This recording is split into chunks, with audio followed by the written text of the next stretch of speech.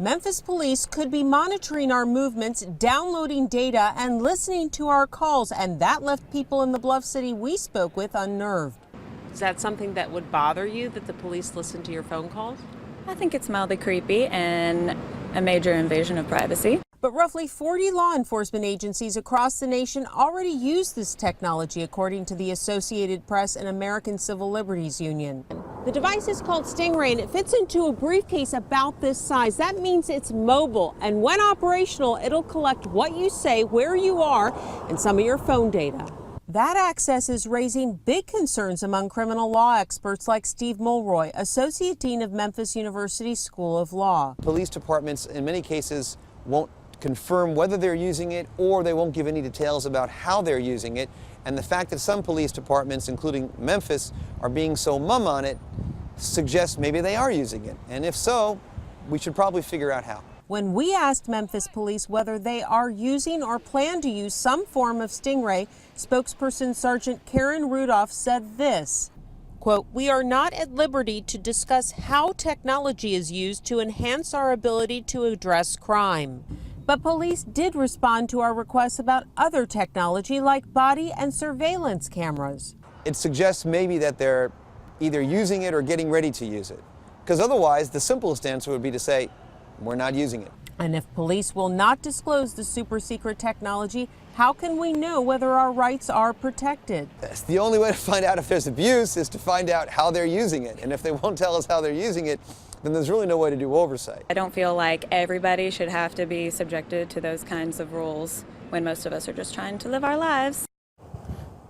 Well, there's a long line of cases from the Supreme Court that people have a reasonable expectation of privacy and that the police need to get a search warrant or have exigent circumstances before they can listen to our calls. Local I-Team's Maria Hallis first broke the story. She continues her investigation this morning.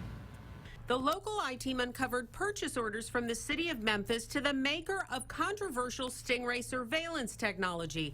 One order mentions Stingray by name, all three to Harris Corporation. We showed these documents to Nate Wessler, an attorney with the ACLU who's been looking into the use of Stingray by law enforcement agencies nationally. Frequently, the names of the products are concealed in publicly available records to try to hide the trail of what they're actually buying. But sometimes, as with one of the records available on the Memphis City's website, they actually include the names of the products. Here they include the name of the Stingray 2. Documents show hundreds of thousands of taxpayer dollars that Memphis police appear to be allocating to monitor taxpayers secretly. But these documents are highly, highly suggestive and indicate to me that they do have this technology.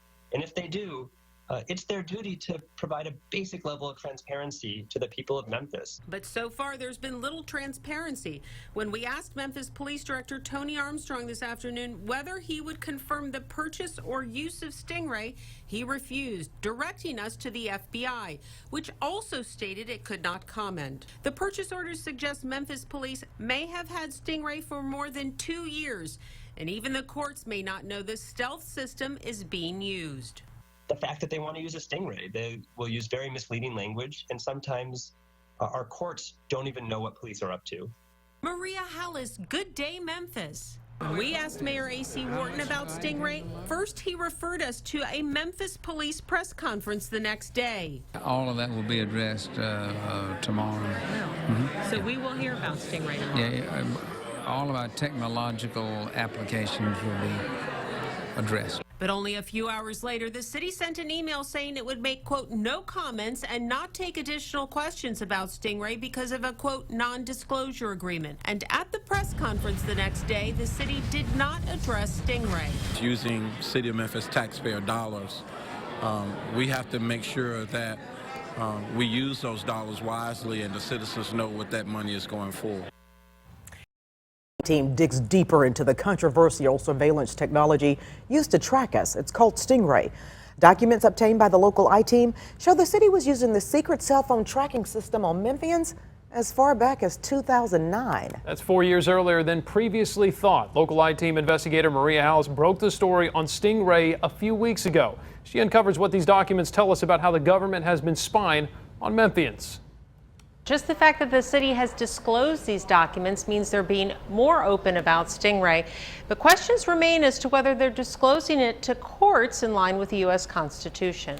Documents obtained by the local I-Team in response to open records requests suggest the Memphis police started using Stingray far earlier than previously known.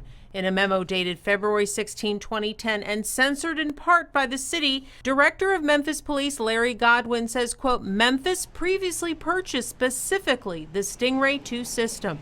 Former federal prosecutor and Associate Dean of the University of Memphis School of Law, Steve Mulroy, says the disclosure represents a significant change. I'm hoping that what that means is that they'll be open and honest about their use of Stingray. Only weeks ago, the city and police refused to respond to questions about whether it used the cellular tracking device in the Bluff City. But the night Jim Strickland won the mayoral election, he spoke about transparency with Stingray. I think we got to, if we're using Stingray, we got to be honest with people and let them know.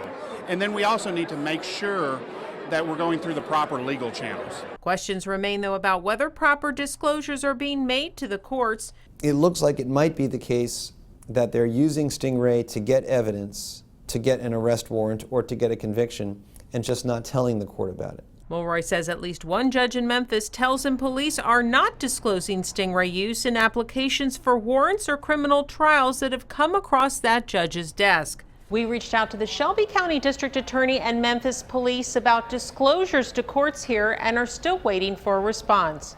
In the newsroom, Maria Hallis for the local I-Team.